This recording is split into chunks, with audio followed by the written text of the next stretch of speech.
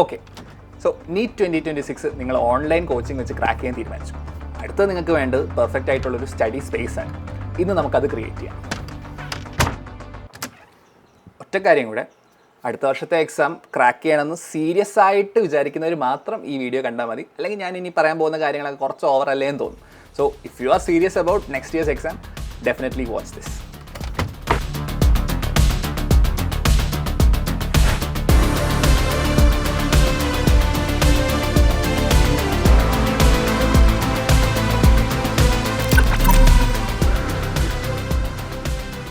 So ആദ്യം നമുക്ക് തീരുമാനിക്കാനുള്ളത് എവിടെ ഇരുന്ന് പഠിക്കുന്നുള്ളതാണ്.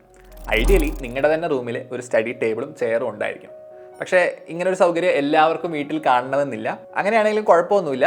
ബട്ട് ഈ ഒരു വർഷം കംപ്ലീറ്റ് ആയിട്ട് നിങ്ങൾക്ക് പഠിക്കാൻ വേണ്ടി ഡെഡിക്കേറ്റഡ് ആയിട്ടുള്ളൊരു ഏരിയ നിങ്ങളുടെ വീട്ടിൽ കണ്ടുപിടിക്കണം.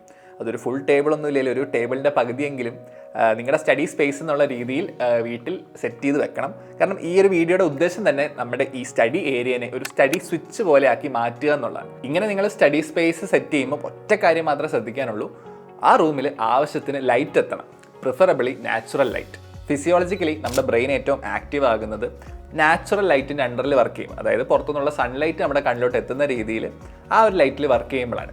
അതുകൊണ്ട് തന്നെ പകൽ സമയത്ത് പുറത്തുനിന്നുള്ള വെളിച്ചം നല്ല രീതിയിൽ കിട്ടുന്ന ഒരു പൊസിഷനിൽ നിങ്ങളുടെ സ്റ്റഡി ടേബിൾ സെറ്റ് ചെയ്യാം. അടുത്തത് നിങ്ങൾക്ക് വേണ്ടത് ഒരു സ്റ്റഡി ചെയർ ആണ്. ആ പേര് പോലെ തന്നെ ഈ ഒരു വർഷത്തേക്ക് പഠിക്കാൻ വേണ്ടി മാത്രമേ ആ കസേര നിങ്ങൾ ഉപയോഗിക്കാൻ പാടുള്ളൂ. അത്യാവശ്യം ബാക്ക് സപ്പോർട്ടൊക്കെയുള്ള സാധാരണ ഒരു കസേരയുടെ ആവശ്യമുള്ളൂ.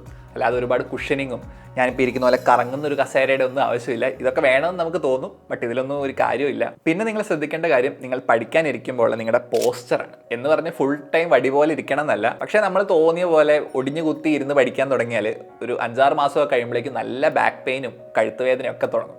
നിങ്ങൾ റിപ്പീറ്റേഴ്സിനോടൊക്കെ ചോദിച്ചാൽ മതി, അവർ പറഞ്ഞുതരും. ഇതൊക്കെ വളരെ ചെറിയ കാര്യമായിട്ട് തോന്നാം. പക്ഷേ ഇത് കാരണം നിങ്ങളുടെ നീറ്റ് പ്രിപ്പറേഷനെ ഈവൻ ഒരു 1% അത് നെഗറ്റീവായിട്ട് എഫക്റ്റ് ചെയ്താൽ പോലും അത് വലിയൊരു നഷ്ടമാണ്. അതുകൊണ്ട് പഠിക്കാനിരിക്കുമ്പോൾ ഇടയ്ക്കിടയ്ക്ക് നിങ്ങളുടെ ഈ പോസ്റ്ററിൻ്റെ കാര്യം ഓർക്കുക. ഇടയ്ക്കിടയ്ക്കൊക്കെ ഒന്ന് എഴുന്നേറ്റ് ഒന്ന് സ്ട്രെച്ച് ചെയ്തിട്ട് വീണ്ടും ഇരിക്കുക. ഓക്കെ, ഇനി സ്റ്റഡി സ്പേസിൻ്റെ ഏറ്റവും പ്രധാനപ്പെട്ട ഭാഗത്തിലോട്ട് പോകാം.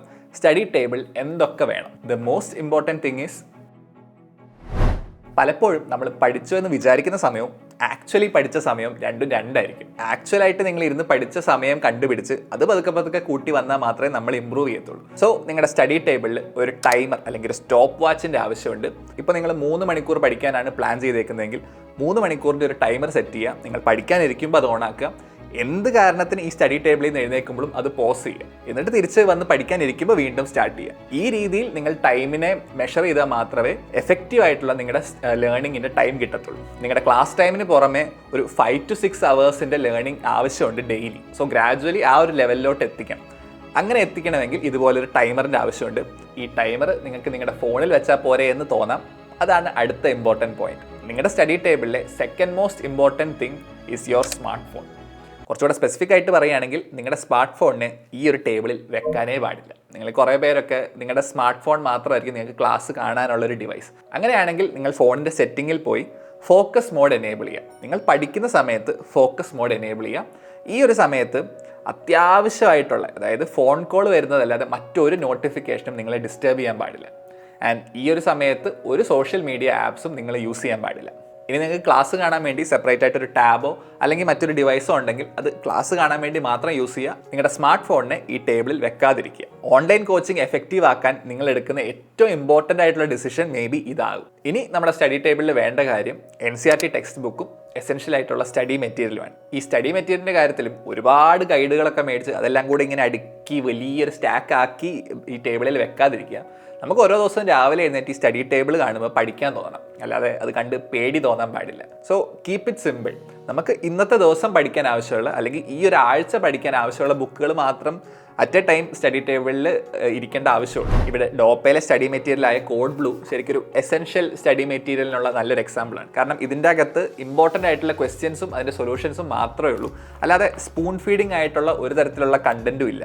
കാരണം ultimately it won't help you. NEET എക്സാമിന് നിങ്ങൾക്ക് ആവശ്യമുള്ള കാര്യം NCERTയിലെ കണ്ടൻറ്റ് വായിക്കുക, അതിലെ കൺസെപ്റ്റ്സ് മനസ്സിലാക്കുക, ആ മനസ്സിലാക്കിയ കൺസെപ്റ്റ്സ് ക്വസ്റ്റ്യൻസ് ചെയ്ത് അപ്ലൈ ചെയ്ത് പഠിക്കുക. ഈ 3 സ്റ്റെപ്പാണ് ശരിക്കും നിങ്ങളുടെ പ്രിപ്പറേഷൻ. അപ്പോൾ അതിനാവശ്യമുള്ള ഏറ്റവും സിമ്പിൾ ആയിട്ടുള്ള സ്റ്റഡി മെറ്റീരിയൽ മാത്രം നിങ്ങളുടെ സ്റ്റഡി ടേബിളിൽ മതി. Keep it simple. ഇതോടൊപ്പം ആവശ്യത്തിനുള്ള നോട്ട്ബുക്സും മറ്റ് സ്റ്റേഷനറി ഐറ്റംസും നമ്മുടെ സ്റ്റഡി ടേബിളിൽ കീപ്പ് ചെയ്യാം. അടുത്ത പ്രധാനപ്പെട്ട കാര്യം നിങ്ങളുടെ വാട്ടർ ബോട്ടിലാണ്. ഇതും ഈ പറഞ്ഞ പോലെ വളരെ ഒരു നിസ്സാര കാര്യമായിട്ട് തോന്നാം. പക്ഷേ റെഗുലർ ആയിട്ടുള്ള ഇൻ്റർവെല്ലിൽ വെള്ളം കുടിക്കുന്നതും ആവശ്യത്തിന് വെള്ളം കുടിക്കുന്നതും നിങ്ങളുടെ പഠനത്തെ ഒരുപാട് എഫക്റ്റ് ചെയ്യുന്ന കാര്യം തന്നെയാണ്. ഓൺലൈൻ കോച്ചിങ് ആകുമ്പോൾ ഒരുപാട് നേരം നിങ്ങൾ സ്ക്രീൻ നോക്കിയിരിക്കാനുള്ളതാണ്. സോ ആവശ്യത്തിന് വെള്ളമൊന്നും കുടിച്ചില്ലെങ്കിൽ പതുക്കെ കണ്ണ് ഡ്രൈ ആയി തുടങ്ങും, വിഷൻ ബ്ലറായി തുടങ്ങും. ഇങ്ങനത്തെ പ്രശ്നങ്ങളൊക്കെ ഒഴിവാക്കാൻ വേണ്ടി റെഗുലർ ആയിട്ട് ആവശ്യത്തിന് വെള്ളം കുടിക്കും. ഇനി നിങ്ങൾക്ക് വേണ്ട ഒരു കാര്യമാണ് നിങ്ങളുടെ ഒരു ദിവസത്തെ സ്റ്റഡി ഷെഡ്യൂൾ അല്ലെങ്കിൽ ഒരു സ്റ്റഡി ടൈം ടേബിൾ. ഓരോ ദിവസവും നിങ്ങൾ രാവിലെ എഴുന്നേൽക്കുമ്പം അന്നത്തെ ദിവസത്തിന് നിങ്ങളുടെ ആ ഒരു ഷെഡ്യൂൾ കണ്ട് സ്വന്തമായിട്ടൊന്ന് പ്ലാൻ ചെയ്തിട്ട് വേണം അന്നത്തെ വർക്ക് സ്റ്റാർട്ട് ചെയ്യാൻ. ഇങ്ങനൊരു പ്ലാൻ വെക്കാതെ നിങ്ങൾ പഠിക്കുകയാണെങ്കിൽ ആവശ്യമില്ലാതെ കുറേ സമയമൊക്കെ വേസ്റ്റ് ആയിപ്പോകും. ഫൈനലി നിങ്ങൾക്ക് വേണ്ട കാര്യം ഒരു സോഴ്സ് ഓഫ് ഇൻസ്പിറേഷൻ അല്ലെങ്കിൽ ഒരു സോഴ്സ് ഓഫ് കോൺഫിഡൻസ് ആണ്. നിങ്ങൾ റിലീജിയസ് ആയിട്ടുള്ള ആളാണെങ്കിൽ നിങ്ങളുടെ വിശ്വാസത്തിൻ്റെ ഒരു സിമ്പൽ ആ സ്റ്റഡി ടേബിളിൽ ഉള്ളത് നല്ല കാര്യമാണ്. അതേപോലെ നിങ്ങളുടെ ഒരു ഫാമിലി ഫോട്ടോയൊക്കെ നിങ്ങൾക്കത് കണ്ടിട്ട് ഇൻസ്പിറേഷൻ കിട്ടുന്നുണ്ടെങ്കിൽ ഫാമിലി ഫോട്ടോ വെക്കാം. ഇനി ഫാമിലി ഫോട്ടോ വെച്ചിട്ട് സ്ട്രെസ്സാണ് കൂടുന്നതെങ്കിൽ അത് എടുത്ത് മാറ്റണം. ബട്ട് ഇതുപോലെ ഒരു സോഴ്സ് ഓഫ് ഇൻസ്പിറേഷൻ കീപ്പ് ചെയ്യുന്നത് നല്ല കാര്യമാണ്. എൻ്റെ ഒരു പേഴ്സണൽ ഒപ്പീനിയനിൽ ശരിക്കും നിങ്ങളുടെ തന്നെ കുട്ടിക്കാലത്തെ ഒരു ഫോട്ടോ നിങ്ങളുടെ ടേബിളിൽ വെക്കുക. ഒരു 1ാം ക്ലാസ്സോ 2ാം ക്ലാസ് സമയത്തെയൊക്കെ ഫോട്ടോ ഉണ്ടെങ്കിൽ അത് നിങ്ങളുടെ ടേബിളിൽ വെക്കുക. കാരണം ആ ഒരു കുട്ടിയുടെ സ്വപ്നത്തിന് വേണ്ടി അല്ലെങ്കിൽ ആ ഒരു കുട്ടീനെ ഡിസപ്പോയിൻറ്റ് ചെയ്യാതിരിക്കാൻ വേണ്ടിയാണ് നിങ്ങളിപ്പോൾ വർക്ക് ചെയ്യുന്നത്. സോ നിങ്ങളുടെ തന്നെ ചെറുപ്പത്തിലെ ഒരു ഫോട്ടോ മേ ബി നല്ലൊരു സോഴ്സ് ഓഫ് ഇൻസ്പിറേഷനായി മാറും. 1-2 എക്സ്ട്രാ കാര്യങ്ങളും കൂടെ പറയാം. നിങ്ങളുടെ സ്റ്റഡി റൂമിൽ രാത്രിയാവുമ്പം നിഴലടിക്കുന്ന പ്രശ്നം ഉണ്ടെങ്കിൽ ഡെഫിനറ്റ്ലി ഒരു സ്റ്റഡി ലാമ്പിൻ്റെ ആവശ്യമുണ്ട്. പിന്നെ നിങ്ങൾക്ക് കീപ്പ് ചെയ്യാവുന്ന ഒരു കാര്യം ഇതുപോലത്തെ ചെറിയൊരു ചെടിയോ അല്ലെങ്കിൽ മറ്റെന്തെങ്കിലും ഒരു ചെറിയ ലൈഫ് ഫോമാണ്. ഇതിൻ്റെ ഉദ്ദേശം ഇത്രയേ ഉള്ളൂ, നിങ്ങളുടെ ഈ ഒരു വർഷത്തെ പ്രോഗ്രസ് അല്ലെങ്കിൽ ഈ ഒരു വർഷത്തെ വളർച്ചേനെ സിംബലൈസ് ചെയ്യുന്ന മറ്റൊരു ലൈഫ് ഫോം കൂടെ സ്റ്റഡി ടേബിളിലുള്ളത് നല്ലതായിരിക്കും എന്ന് തോന്നുന്നു. ഇത് പ്യുവർലി ഓപ്ഷണലാണ്. ഇങ്ങനെ നിങ്ങൾ ചെയ്യുന്നുണ്ടെങ്കിൽ ഒരുപാട് അതുമായിട്ട് അറ്റാച്ച്ഡ് ആകരുത്. ഇടയ്ക്ക് വല്ലതും വെച്ച് ചെടി കരിഞ്ഞു പോയാൽ നിങ്ങളുടെ സ്വപ്നം അതുപോലെ ഇല്ലാതാവുന്നൊന്നും വിചാരിച്ച് ഡെസ്പാകരുത്. അതുകൊണ്ട് ഒരുപാട് മെയിൻ്റനൻസ് ആവശ്യമുള്ള ചെടിയൊന്നും എടുത്ത് ടേബിളിൽ വെക്കണ്ട. എന്തൊക്കെയാണെങ്കിലും ചെറിയൊരു ലൈഫ് ഫോമും നിങ്ങളുടെ സ്റ്റഡി ടേബിളിലുള്ളത് നല്ലതായിരിക്കുമെന്ന് എനിക്ക് തോന്നുന്നു. ഇനി പറയാൻ പോകുന്നത് നിങ്ങളുടെ സ്റ്റഡി ഏരിയയിൽ പാലിക്കേണ്ട കുറച്ച് റൂൾസാണ്. അതിലെ ആദ്യത്തെ കാര്യം ഓൾറെഡി പറഞ്ഞതാണ്. പഠനമായിട്ട് റിലേറ്റഡ് അല്ലാത്ത ഒരു കാര്യവും ഈ ഒരു സ്റ്റഡി ഏരിയയിൽ ഇരുന്നു കൊണ്ട് നിങ്ങളുടെ ഫോണിൽ ചെയ്യാൻ പാടില്ല. നിങ്ങൾ സോഷ്യൽ മീഡിയ ഒക്കെ കംപ്ലീറ്റ് ആയിട്ട് ഒഴിവാക്കണം എന്നല്ല പറയുന്നത്. ബട്ട് ഈ സ്റ്റഡി ഏരിയയിൽ ഇരുന്നു കൊണ്ട് സോഷ്യൽ മീഡിയാസ് ഒന്നും യൂസ് ചെയ്യാതിരിക്കുക. അതിൽ നോ കോംപ്രമൈസ്. എന്തെങ്കിലും ആവശ്യത്തിന് ഫോൺ യൂസ് ചെയ്യണമെങ്കിലോ അല്ലെങ്കിൽ ആരെങ്കിലും ഫോൺ കോൾ ചെയ്യണമെങ്കിലോ ഈ സ്റ്റഡി ഏരിയയിൽ നിന്ന് എഴുന്നേറ്റ് മാറിയിട്ട് അല്ലെങ്കിൽ ഈ നിങ്ങളുടെ സ്റ്റഡി റൂമിൽ നിന്നേ പുറത്ത് ഇറങ്ങിയിട്ട് മാത്രം അത് ചെയ്യുക. ഇതേപോലെ തന്നെ നിങ്ങളുടെ സ്റ്റഡി ഏരിയയിലിരുന്ന് ഫുഡ് കഴിക്കാതിരിക്കുക. ഈവൻ സ്നാക്സ് ആയിക്കോട്ടെ, സ്റ്റഡി ഏരിയയിൽ ഇരുന്ന് അത് കഴിക്കാതിരിക്കുക. നിങ്ങൾ പഠിക്കുന്നതിൻ്റെ കൂട്ടത്തിൽ തന്നെ ചെറിയ സ്നാക്സ് ഒക്കെ കഴിച്ചാൽ അത് നിങ്ങൾ കുറച്ച് പേർക്കെങ്കിലും സ്ട്രെസ് ഈറ്റിംഗ് എന്നുള്ളൊരു ഡിസോർഡറിലോട്ടൊക്കെ മാറാനുള്ള ചാൻസ് ഉണ്ട്. മെഡിക്കൽ കോളേജിൽ വെച്ച് ഫൈനൽ ഇയർ ആയപ്പം എനിക്ക് സംഭവിച്ചൊരു കാര്യമാണ്. സോ ഡെഫിനറ്റ്ലി നിങ്ങൾ ആ മിസ്റ്റേക്ക് വരുത്തരുത്. ഈ രീതിയിൽ നിങ്ങളുടെ സ്റ്റഡി ഏരിയനെ നിങ്ങളൊരു 1 മാസത്തേക്ക് ഉപയോഗിക്കുകയാണെങ്കിൽ നിങ്ങളുടെ ബ്രെയിൻ പതുക്കെ റീപ്രോഗ്രാം ചെയ്യും. ആൻഡ് 1 മാസമൊക്കെ കഴിയുമ്പോഴേക്കും നിങ്ങൾ ഈ ഒരു സ്റ്റഡി ചെയറിൽ വന്നിരിക്കുമ്പോൾ തന്നെ പഠിക്കാനും നല്ല രീതിയിൽ ഫോക്കസ് ചെയ്യാനൊക്കെ നിങ്ങൾക്ക് എളുപ്പമായി തുടങ്ങും. ഈ പ്രോസസ്സ് എഫക്റ്റീവ് ആകാൻ നിങ്ങൾ ഒരു കാര്യം കൂടെ ശ്രദ്ധിക്കണം. ഈ സ്റ്റഡി ടേബിൾ പോലെ തന്നെ നിങ്ങളുടെ പഠിത്തത്തിൻ്റെ സക്സസ് ഡിറ്റർമിൻ ചെയ്യുന്ന ഒരു കാര്യം കൂടിയുണ്ട്. നിങ്ങൾ കിടക്കുന്ന ബെഡ്. നിങ്ങൾ കിടന്നുറങ്ങുന്ന ബെഡിൽ ഇരുന്ന് പഠിക്കാതിരിക്കുക. എസ്പെഷ്യലി കിടന്നുകൊണ്ട് പഠിക്കാതിരിക്കുക. ഇതിൻ്റെ അർത്ഥം നിങ്ങൾ പഠിക്കുന്ന ഫുൾ നിങ്ങളുടെ സ്റ്റഡി ടേബിളിൽ തന്നെ ആകണം എന്നല്ല. ഇടയ്ക്ക് എഴുന്നേറ്റ് നടന്ന് മറ്റു റൂമിലൊക്കെ പോയൊക്കെ പഠിക്കുക. പക്ഷേ നിങ്ങൾ കിടന്നുറങ്ങുന്ന സ്ഥലത്തിരുന്ന് പഠിക്കാതിരിക്കുക. കാരണം ഈ പഠനം എന്ന് പറയുന്നത് കുറച്ച് സ്ട്രെസ്ഫുൾ ആയിട്ടുള്ള കാര്യമാണ്. ഈ സ്ട്രെസ്സും ഉറക്കവും തമ്മിലൊരു റിലേഷൻഷിപ്പ് വരാൻ പാടില്ല. ബെഡിൽ കിടന്ന് പഠിക്കുന്ന ഒരു ശീലം ഉണ്ടാക്കിയാൽ നിങ്ങളിൽ കുറച്ച് പേർക്കെങ്കിലും അത് നിങ്ങളുടെ ഉറക്കത്തെ നെഗറ്റീവായിട്ട് എഫക്റ്റ് ചെയ്യും. സോ അതും നമുക്ക് അവോയ്ഡ് ചെയ്യണം. ഈ സീരീസിൻ്റെ ഫസ്റ്റ് പാർട്ടിൽ ഒരു കമൻറ്റ് കണ്ടായിരുന്നു, എയിംസ് ഡൽഹിയിലൊക്കെ അഡ്മിഷൻ കിട്ടാൻ പറ്റുന്ന രീതിയിലുള്ളൊരു സ്റ്റഡി പ്ലാൻ പറയുമെന്നുള്ളത്. ആ രീതിയിലൊക്കെ സ്വപ്നം കാണുന്നവരാണ് നിങ്ങളെങ്കിൽ നിങ്ങളുടെ ബെഡിൽ കിടന്ന് ഫോണും യൂസ് ചെയ്യാതിരിക്കുക, സോഷ്യൽ മീഡിയ ഒന്നും യൂസ് ചെയ്യാതിരിക്കുക. നിങ്ങൾക്ക് റെസ്റ്റ് ചെയ്യാൻ വേണ്ടി മാത്രം നിങ്ങളുടെ ബെഡിനെ യൂസ് ചെയ്യുക. ഈ രീതിയിൽ നിങ്ങൾ 1 മാസം മുമ്പോട്ട് പോകുമ്പോഴേക്കും പതുക്കെ സ്റ്റഡി ഏരിയ എന്ന് പറയുന്നത് ഒരു ഫോക്കസ് മോഡായിട്ടും അതുപോലെ ബെഡ് എന്ന് പറയുന്നത് ഒരു റെസ്റ്റ് മോഡ് എന്നുള്ള രീതിയിൽ തന്നെ നിങ്ങളുടെ ബ്രെയിനിൽ പ്രോഗ്രാമായി മാറും. നിങ്ങളുടെ ഈ വർഷത്തെ ഒരു പ്രിപ്പറേഷൻ ജേർണിയിൽ ഈ 2 കാര്യങ്ങളുടെയും ബാലൻസ് അത്യാവശ്യമുള്ളതാണ്. ഈ വീഡിയോയിൽ ഞാൻ പറഞ്ഞ കാര്യങ്ങളൊക്കെ നിങ്ങൾ ഇംപ്ലിമെൻറ്റ് ചെയ്യുകയാണെങ്കിൽ ഈ ഒരു ബാലൻസും പതുക്കെ ഡെവലപ്പായി വരും. And this will help you a lot. ഈ കാര്യങ്ങളൊക്കെ നിങ്ങൾ ഇംപ്ലിമെൻറ്റ് ചെയ്ത് തുടങ്ങുമ്പം തുടക്കത്തിലൊക്കെ കുറച്ച് പാടായിരിക്കും. അതുപോലെ ഇതൊക്കെ ചെയ്തിട്ട് വലിയ മെച്ചമൊന്നും ഇല്ലല്ലോ എന്ന് തോന്നാം.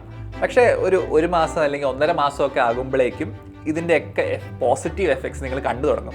കാരണം ഇതിൻ്റെ എല്ലാം പുറകിൽ ഒരുപാട് സയൻസ് ഉണ്ട്. ഇതൊക്കെ പല തിയറികളെ ബേസ് ചെയ്തുള്ളതാണ്. ഇതൊക്കെ നിങ്ങൾ മെഡിക്കൽ കോളേജിൽ എത്തുമ്പോൾ കൂടുതൽ ഡീറ്റെയിൽഡ് ആയിട്ട് പഠിച്ചോളും. ആദ്യത്തെ ഒരു മാസം നിങ്ങൾ കുറച്ച് കഷ്ടപ്പെട്ട് ഈ ഒരു രീതിയിൽ പഠിച്ചു പോകുമ്പോഴേക്കും ഗ്രാജുവലി നിങ്ങൾ പഠിക്കുന്നതിൻ്റെ സമയം നിങ്ങൾക്ക് ഫോക്കസ് ചെയ്യാനുള്ള എബിലിറ്റി ഒക്കെ കൂടി തുടങ്ങും. ആൻഡ് അതിൻ്റെ ഒരു റിസൾട്ട് നിങ്ങളുടെ എക്സാംസിൽ നിങ്ങൾ കണ്ടു തുടങ്ങും. ഇങ്ങനെ നിങ്ങൾ വർക്ക് ചെയ്യുന്നതിനനുസരിച്ച് റിസൾട്ട് ഇമ്പ്രൂവ് ചെയ്ത് തുടങ്ങുമ്പോഴേക്കും ഈ പഠനം എന്നുള്ള പ്രോസസ്സ് കുറച്ചും കൂടെയൊക്കെ എൻജോയബിൾ ആയി മാറും. സോ തുടക്കത്തിൽ കുറച്ച് ക്ഷമ വേണം. ആദ്യത്തെ കുറച്ച് കാലം ഇതൊക്കെ കഷ്ടപ്പെട്ടൊന്ന് ഇംപ്ലിമെൻറ്റ് ചെയ്യുക. Definitely you will see results.